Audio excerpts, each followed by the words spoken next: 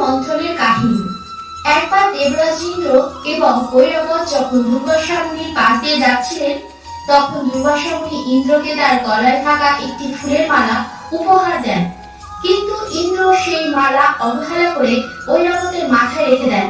ঐরাবত মালাটি ফেলে দিলে দুর্বাসা মুনি অপমানিত হন এবং ইন্দ্রকে অভিশাপ দেন যে দেবতারা তাদের সমস্ত শক্তি, সৌভাগ্য এবং ঐশ্বর্য হারাবেন।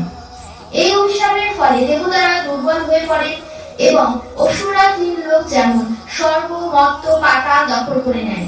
দেবতারা এই বিপদ থেকে রক্ষা পাওয়ার জন্য ভগবান বিষ্ণুকে সাহায্য চান।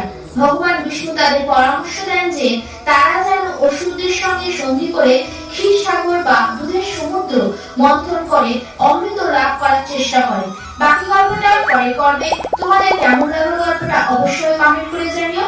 ভালো লাগলে সাবস্ক্রাইব এবং একটি লাইক করে দিও।